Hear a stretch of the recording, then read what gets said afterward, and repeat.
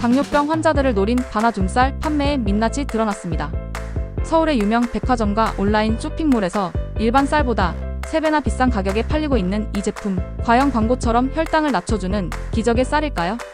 취재진이 직접 시중에 판매되는 바나듐 쌀을 구매해 식약처 공인기관에 성분 분석을 의뢰했습니다.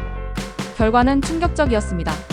한 업체는 쌀 1kg당 바나듐 함량이 3.8mg이라고 광고했지만 실제로는 0.0048mg만 검출됐습니다. 광고한 양의 겨우 0.1%에 불과한 수치입니다. 또 다른 제품은 1.65mg이라고 했지만 실제로는 0.001mg, 0.06%만 나왔죠. 홈쇼핑에서 2달 만에 50만 봉이나 팔렸다는 제품도 마찬가지였습니다. 검사 결과 바나듐 함량은 쌀 1kg당 0.08mg. 이는 전체 쌀 무게의 0.008%에 불과합니다. 소비자들은 혈당 관리에 도움이 된다는 말을 믿고 비싼 돈을 주고 구매했지만 실제로는 미량의 바나듐만 들어있던 것입니다. 더 큰 문제는 이렇게 함량을 속여도 처벌할 방법이 없다는 점입니다. 쌀은 자연상태 식품으로 분류돼 식품표시광고법의 적용을 받지 않기 때문입니다. 제품의 바나듐 함량을 아예 표기하지 않거나 터무니없이 다르게 표기해도 현행법상 문제가 되지 않습니다. 그렇다면 바나듐이 정말 혈당을 낮추는 효과라도 있을까요? 전문가들의 답변은 명확합니다.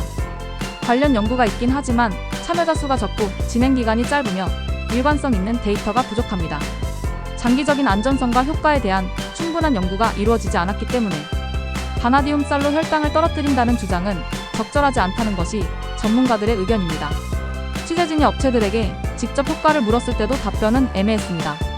한 업체는 혈당이 내려갈 가능성만을 강조했고 다른 업체는 당뇨 예방과 치료 효과를 주장하지 않는다고 했습니다. 또 어떤 업체는 아예 답변을 하지 않았죠. 한 업체만이 당뇨 치료 효과가 있다며 논문 몇 편을 보내왔지만 전문가들은 이 논문들의 연구 품질이 낮다고 지적했습니다. 속았다는 사실을 알게 된 소비자들의 반응은 분노 그 자체였습니다. 당뇨를 앓고 있는 사람들을 기만하는 것, 절실한 사람들을 가지고 희롱하는 것이라는 목소리가 이어졌습니다. 하지만 식약처는 자연상태 식품인 쌀은 예외적으로 허위 광고로 간주하지 않는다는 규정이 있어 단속 대상에서 제외된다는 입장만 되풀이하고 있습니다. 취재진의 보도가 나간 후에도 상황은 크게 달라지지 않았습니다. 백화점과 대형마트들이 판매를 중단한 것과 달리 유명 온라인 유통업체들은 계속 판매를 이어가고 있습니다. 한 업체는 바나듐이 과거 인슐린이 나오기 전부터 당뇨병 치료에 쓰였다고 광고하고 있지만 이는 사실과 다릅니다. 바나듐은 당뇨병 환자 치료에 사용된 적이 없습니다. 더 황당한 것은 한 업체가 식약처에서 검증받았다고 광고하고 있다는 점입니다. 하지만 이는 현행 법 규정에 사각지대가 있어서 단속할 근거가 없을 뿐이지 식약처가 바나듐을 기능성 원료로 인정한 적은 없습니다. 법의 허점은 더 심각한 문제를 낳고 있습니다. 식약처에 따르면 논에 바나듐 용액을 뿌려 재배한 배추를 당뇨병 치료 배추라고 광고해도 단속할 수 없다고 합니다. 자연상태 식품이기 때문이죠. 하지만 그 배추를 소금물에 절인 배추로 만들거나 김치로 만들면 단속 대상이 됩니다. 똑같이 당뇨병 치료라고 광고해도 배추는 괜찮고 절인 배추나 김치는 안 된다는 모순된 규정입니다. 이런 규정이 생긴 건 2009년으로 거슬러 올라갑니다. 당시 식품 광고 규제가 너무 엄격하다는 이유로 단속 규정이 완화됐습니다. 16년이 지난 지금 바나듐 쌀 업체들은 이 법적 공백을 마케팅에 역이용하고 있습니다. 더욱 아이러니한 사실도 있습니다. 미국 정부 산하기관 자료에 따르면 일반적인 식품을 통해 자연스럽게 섭취하는 바나듐이 하루 0.01에서 0.03mg 정도로 바나듐 쌀로 먹는 양보다 3배 이상 많을 때도 있습니다. 독일 연방기관 자료를 보면 더 놀랍습니다. 껌과 코코아 가루에 들어있는 바나듐 함량이 바나듐 쌀보다 최소 6배에서 최대 450배나 많았습니다. 껌 한 개만 씹어도 바나듐 쌀밥 한 그릇을 먹는 것과 바나듐 양이 비슷하다는 의미입니다.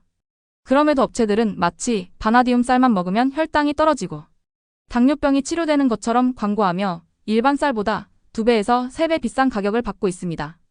일상생활에서 먹는 음식으로도 충분히 섭취할 수 있는 양인데 말이죠. 그렇다면 당뇨병 환자들은 어떻게 혈당을 관리해야 할까요? 의학계에서는 과학적으로 검증된 방법들을 권장하고 있습니다. 먼저 식단 관리가 가장 중요합니다.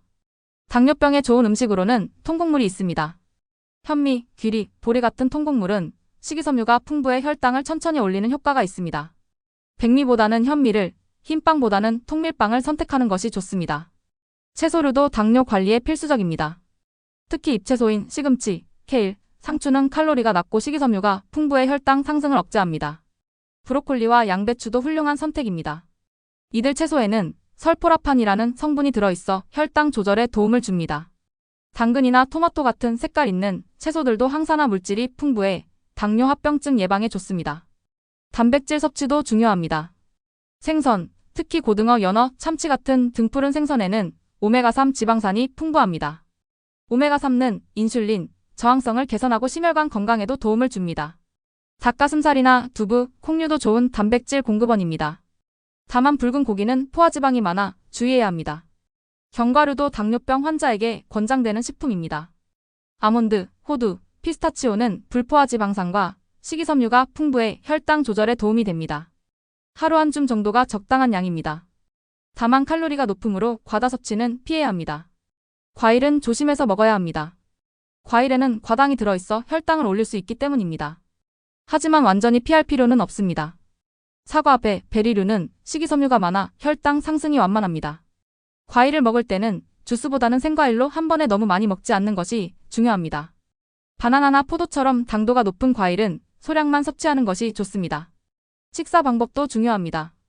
하루 3끼를 규칙적으로 먹고 과식을 피해야 합니다. 식사 순서도 영향을 줍니다. 채소를 먼저 먹고 단백질, 마지막으로 탄수화물을 먹으면 혈당 상승을 늦출 수 있습니다. 천천히 씹어 먹는 것도 도움이 됩니다. 빨리 먹으면 혈당이 급격히 올라가기 때문입니다.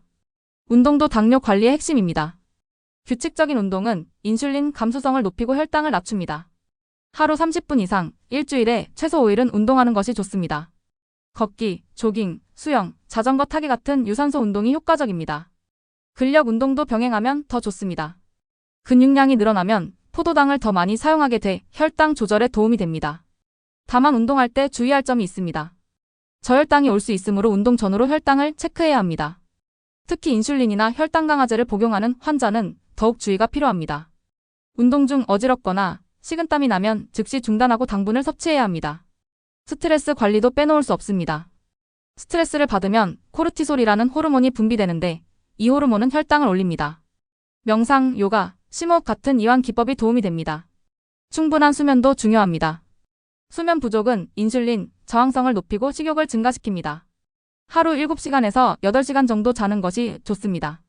금연과 절주도 필수입니다. 흡연은 인슐린, 저항성을 높이고 당뇨 합병증 위험을 크게 증가시킵니다. 술도 혈당 조절을 어렵게 만듭니다.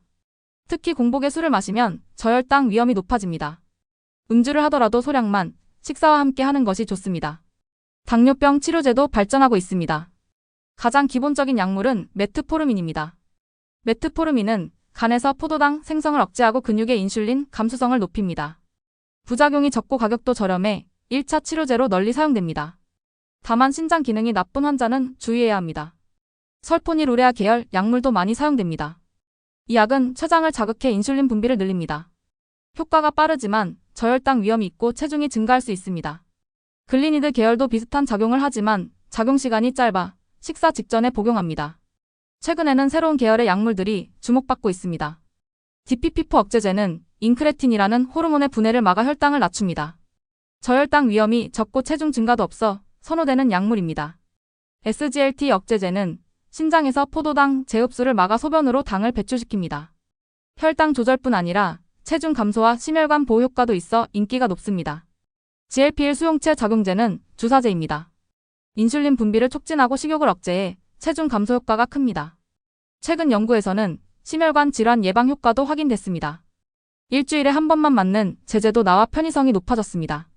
제1형 당뇨병이나 진행된 제2형 당뇨병 환자는 인슐린 치료가 필요합니다. 인슐린은 작용 시간에 따라 초속효성, 속효성, 중간형, 지속형으로 나뉩니다. 환자의 상태에 따라 적절한 인슐린을 선택하고 용량을 조절합니다. 최근에는 인슐린 펌프나 연속 혈당 측정기 같은 기기들이 발전해 혈당 관리가 한층 편리해졌습니다. 하지만 어떤 치료제도 만능은 아닙니다. 약물은 의사의 처방에 따라 복용해야 하며 부작용이 있을 수 있습니다. 무엇보다 중요한 것은 식단 조절과 운동, 생활 습관 개선입니다. 약만 먹고 생활 습관을 바꾸지 않으면 당뇨는 계속 악화됩니다. 정기적인 검진도 필수입니다. 혈당뿐 아니라 당화혈색소를 3개월마다 체크해야 합니다. 당화혈색소는 지난 2개월에서 3개월간의 평균 혈당을 반영하므로 장기적인 혈당 조절 상태를 알 수 있습니다. 목표는 6.5% 이하입니다. 또한 신장 기능, 눈 검사, 발 검사도 정기적으로 받아야 합니다. 당뇨 합병증은 조기에 발견하면 진행을 막을 수 있습니다. 당뇨병 환자들이 가장 조심해야 할 것은 근거 없는 민간요법이나 과대 광고 제품입니다. 바나디움 쌀처럼 과학적 근거가 부족한데도 효과를 과장하는 제품들이 계속 나오고 있습니다. 최근에는 여주차, 돼지감자, 누에가루 등이 당뇨에 좋다며 판매되고 있지만 대부분 명확한 효과가 입증되지 않았습니다. 일부 제품은 오히려 해로울 수 있습니다. 검증되지 않은 건강기능식품을 복용하다가 간, 손상이나 신장 손상을 입는 사례도 보고되고 있습니다. 또한 이런 제품에 의존하다가 정작 필요한 치료를 놓치는 경우도 있습니다. 당뇨병은 방치하면 실명, 심부전, 심혈관 질환 같은 심각한 합병증으로 이어질 수 있는 질환입니다. 대한당뇨병학회는 당뇨병 관리 지침에서 검증되지 않은 민간요법이나 건강기능식품에 의존하지 말 것을 강조하고 있습니다. 만약 특정 식품이나 보조제를 먹고 싶다면 반드시 담당 의사와 상담해야 합니다. 일부 식품은 당뇨약과 상호작용을 일으켜 저혈당이나 다른 부작용을 유발할 수 있기 때문입니다. 몇몇 업체는 취재진의 보도 후 혈당 강화, 혈당 케어 등의 표기를 삭제하겠다고 밝혔습니다. 정직과 투명성을 지키겠다는 공식 입장도 내놓았죠.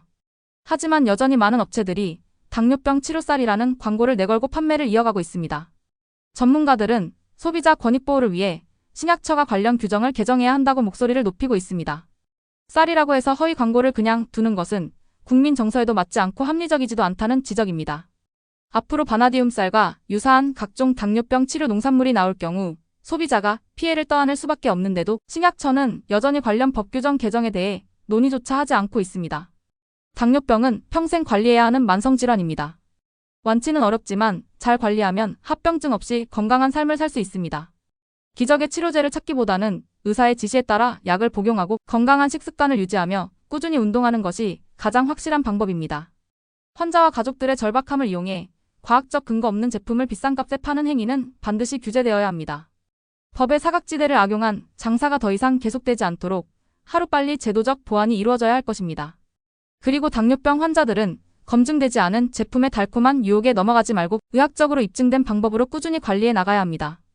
그것이 건강을 지키는 가장 확실한 길입니다.